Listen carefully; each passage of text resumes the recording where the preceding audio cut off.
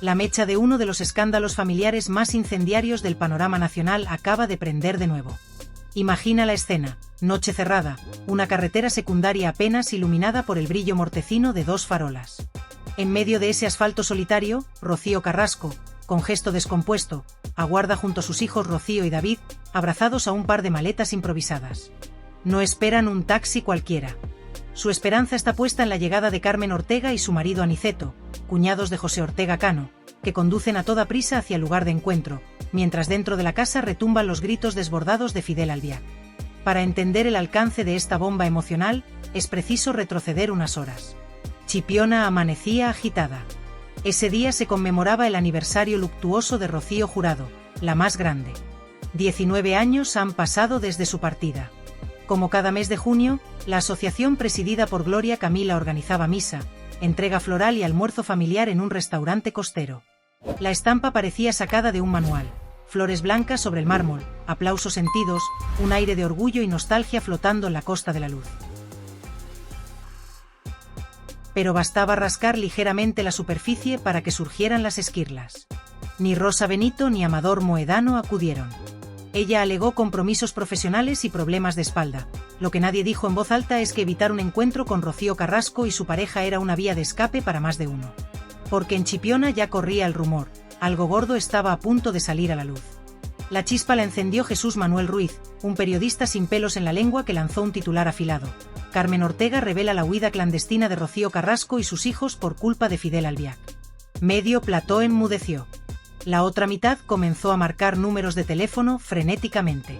Carmen, durante el almuerzo, había dejado caer que ella y su esposo fueron testigos presenciales, no una sino en varias ocasiones, de estas escapadas nocturnas hacia la gasolinera. Imagina el revuelo cuando describió a Rocío Carrasco en bata y zapatillas, empujando a sus hijos fuera del hogar mientras Fidel descargaba su furia contra todo lo que encontraba a su paso: puertas, muebles, electrodomésticos.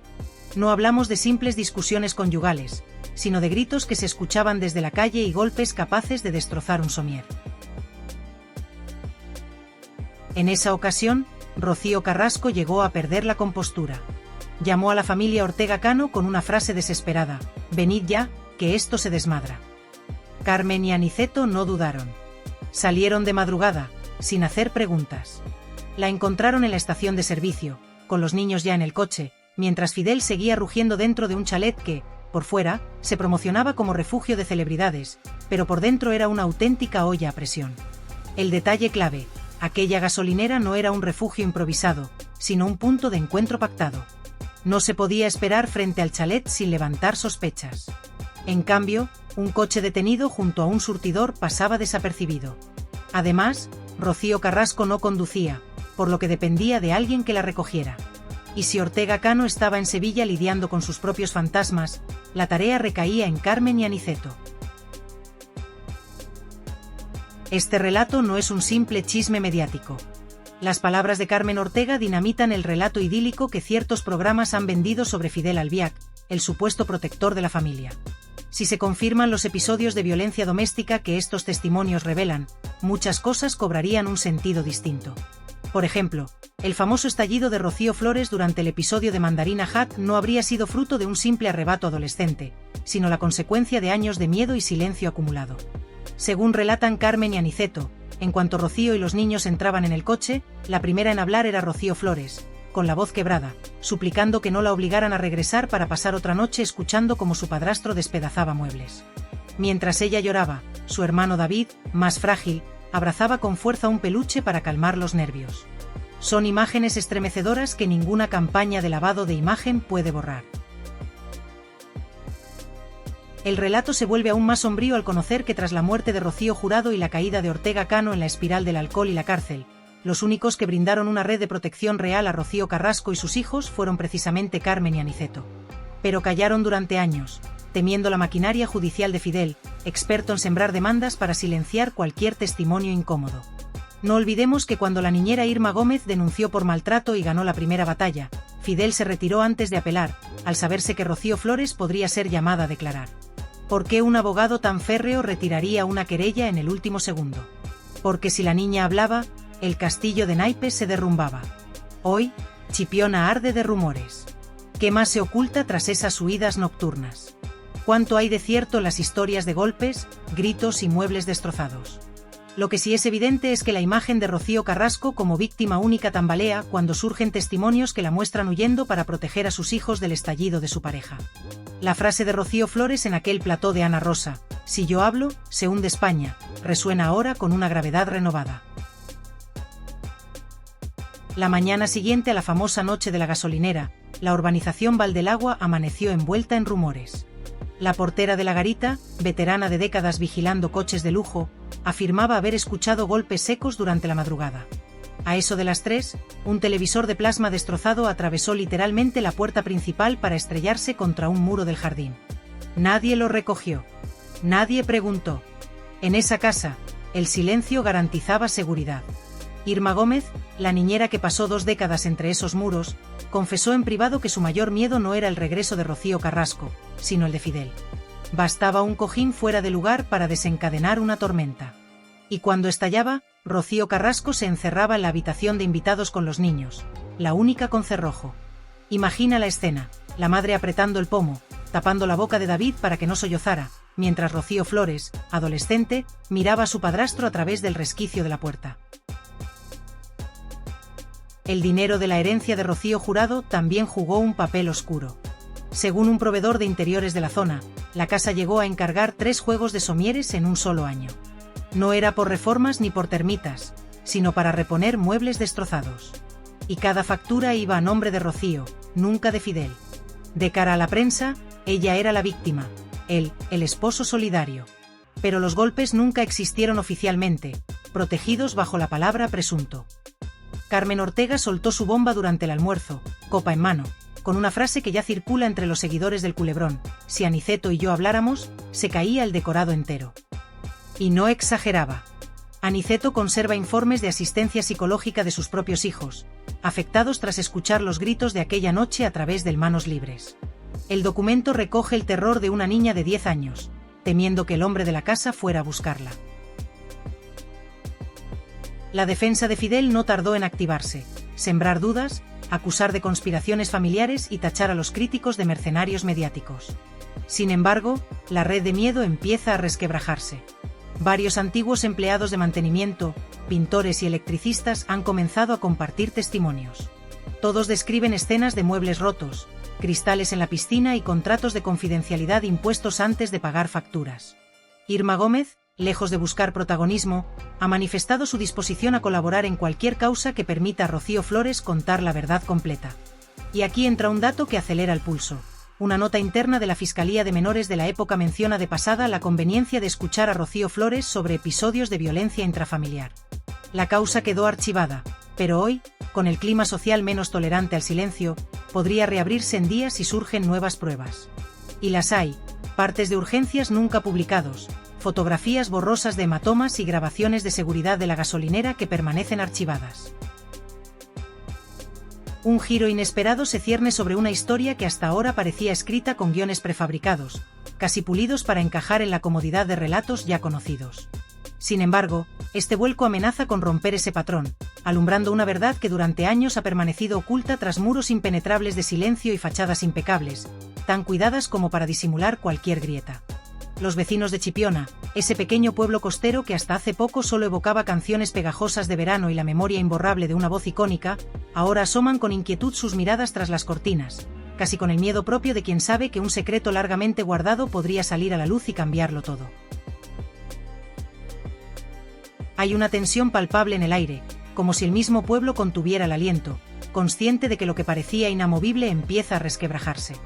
En ese silencio que tanto pesaba, cada voz que se atreve a levantarse, cada mutismo que se quiebra, representa un paso más hacia un día en que Chipiona deje de ser solo el estribillo de una canción veraniega para convertirse en el foco implacable de una verdad incómoda, profunda, que afecta al corazón mismo del país.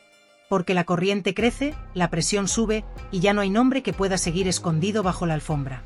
La próxima ola amenaza con arrasar ese castillo de naipes, erigido con mentiras, pactos secretos y un miedo ancestral que parecía indestructible. En un lunes cualquiera por la tarde, pero con un aire inusual, en la sede principal del Colegio de Abogados de Madrid, se produce un hecho que podría cambiar el curso de esta historia. Un expolicía nacional jubilado, Alguien que sabe mucho más de lo que hasta ahora ha contado y que mantiene contactos muy vivos dentro de los círculos de poder, llega con paso firme y un maletín cerrado con un celo casi obsesivo, como si transportara el oro más valioso. Le acompañan 2 abogados jóvenes, visiblemente tensos, con corbatas torcidas por la presión y ojos que no pueden disimular la gravedad del momento. Presentan una denuncia formal, que no es un simple documento más, sino que va acompañada de 17 atestados policiales que datan sucesos ocurridos en un periodo crítico, entre 2003 y 2006, en la urbanización de Valdelagua. Se trata de episodios de violencia y altercados graves, desde enfrentamientos violentos en domicilios particulares, daños materiales severos, hasta lo más alarmante, una petición urgente para el traslado inmediato de menores que se encontraban en situación de riesgo, tras sufrir agresiones verbales y enfrentarse a un peligro inminente de violencia física. La documentación está impecable: firmas, sellos oficiales, fechas exactas. Pero hay un dato escalofriante: ninguna de esas denuncias avanzó nunca a juicio. ¿Por qué? Porque cada una fue archivada por incomparecencia de la parte denunciante, un mecanismo que suena casi a guión, pero que, según este expolicía, fue fruto de intervenciones en el Poder Judicial. Alguien, con influencia y poder, movió los hilos para que estos casos no vieran la luz pública, para que no se hiciera justicia. Ahora, ese expolicía rompe el silencio después de años de aguantar presiones, amenazas y soledad. Afirma con una voz firme, aunque cargada de cansancio, que ya no teme las demandas legales porque está harto de que se juzgue a la víctima equivocada, de que la verdad quede enterrada. Narra con detalles sobrecogedores cómo, en más de una ocasión, los menores Rocío y David Flores tuvieron que ser sacados de los hogares en brazos de agentes policiales, pálidos, temblando de miedo. En esas escenas dramáticas, Rocío Carrasco aparecía buscando llaves, abrigo, mientras temblaba, presa del pánico. Lo que más llama la atención es la actitud de Fidel, quien nunca preguntó por el bienestar de los niños, quien se mantuvo distante y frío, insistiendo en que todo era un asunto privado y que llamaría a su abogado. No es ya un rumor o una sospecha, son documentos oficiales, expedientes que, si alguien tuviera el coraje, podrían presentarse ante la Fiscalía para reabrir un caso que ha estado dormido durante demasiado tiempo. La filtración de esta información genera una reacción inmediata y palpable. Horas después, un portavoz no oficial de Televisión Española convoca a la prensa con visible nerviosismo. Reconocen que si la justicia reabre el caso y confirma episodios de violencia que hasta ahora no se habían revelado, el documental emitido por la cadena se convertiría en un ejemplo claro de falta de contraste informativo y rigor periodístico, algo que los manuales de ética usarían como caso de estudio. En términos económicos, esto podría traducirse en indemnizaciones por publicidad engañosa, pérdida de patrocinadores internacionales y un daño reputacional que ningún directivo querría tener en su expediente. Se baraja incluso la posibilidad inédita de retirar temporalmente el programa para llevar a cabo una revisión editorial profunda ante la aparición de nueva información, algo que en la industria televisiva es prácticamente inaudito. Por su parte, Telecinco detecta una oportunidad estratégica y mueve rápido sus piezas. Convoca a sus figuras más potentes y mediáticas, algunas enfrentadas entre sí, otras que juraron no volver a la cadena, y algunos que se pasaron a la competencia para apoyar a Rocío Carrasco. Se firman contratos express y se promete libertad absoluta para desmontar el relato con entrevistas y debates que, de confirmarse la veracidad de esos atestados, harían caer todo el castillo mediático construido hasta ahora. Los focos se posan especialmente en Carlota Corredera, una figura clave que mantiene silencio, pero cuya defensa estudia recurrir por negligencia profesional como último recurso. Sin embargo, la presión y la marea de opinión pública parecen llevar su nombre marcado y no lo dejarán indemne. Al mismo tiempo, desde los colectivos feministas que inicialmente abrazaron el documental como bandera contra la violencia machista, llega un comunicado urgente. Señalan que defender a las víctimas no puede implicar negar nuevas pruebas o hechos que podrían haber sido ocultados. En otras palabras, anuncian que no están dispuestas a proteger un relato que pueda haber silenciado parte de la verdad.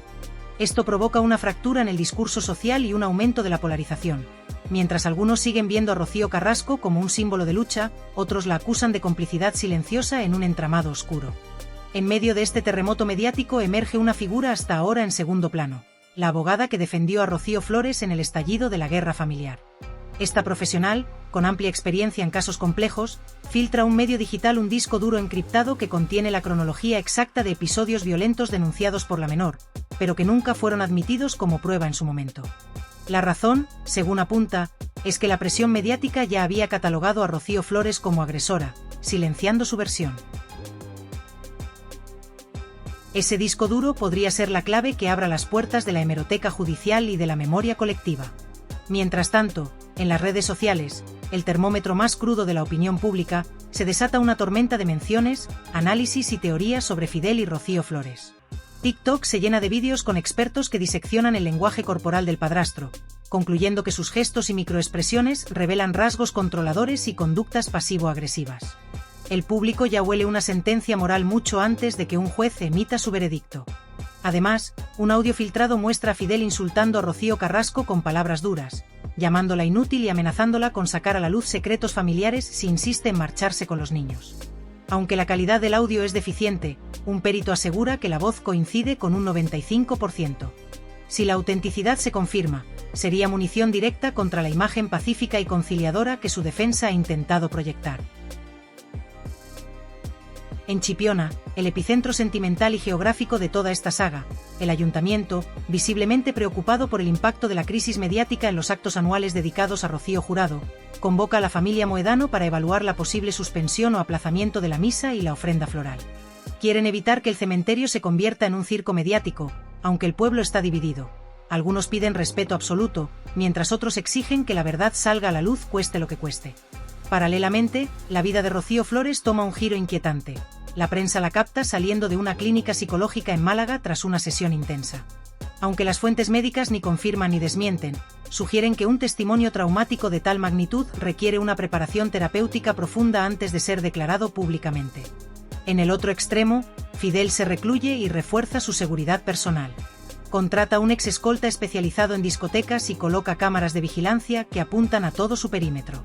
Los vecinos comentan entre susurros que han visto a su abogado entrando y saliendo a todas horas, y que las luces en su despacho permanecen encendidas durante toda la noche, signos claros de una defensa que se está preparando a contrarreloj. La estrategia es la habitual: buscar fallos procesales, impugnar atestados, desacreditar testigos y tildarlos de interesados en ganar fama o dinero fácil.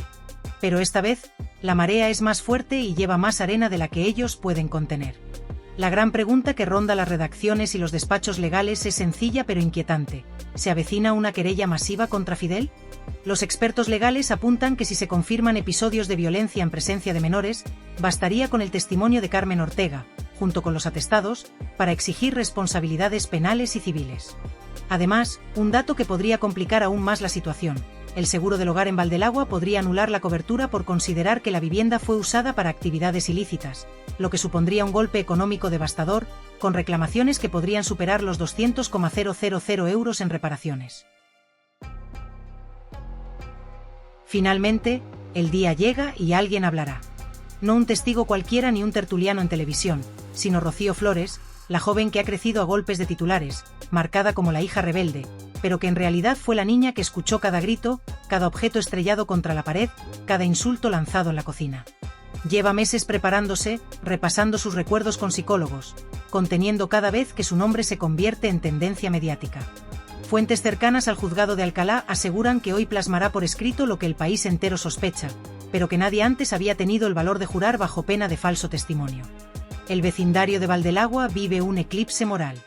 Aquellos que ayer defendían el silencio ahora asoman la cabeza y aplauden en señal de alivio y esperanza. Se reparte un suplemento especial con la cronología completa de los hechos y un titular en mayúsculas que retumba en los kioscos: la noche de la gasolinera ya tiene voz. En los bares, en las calles, en los hogares, se forman colas para comprar café, y la única certeza que une a todos es que los muros de piedra y los setos cuidadosamente plantados ya no son suficientes para proteger secretos cuando la verdad entra por la televisión y se instala en el salón de todos. Y así, se llega al momento cumbre.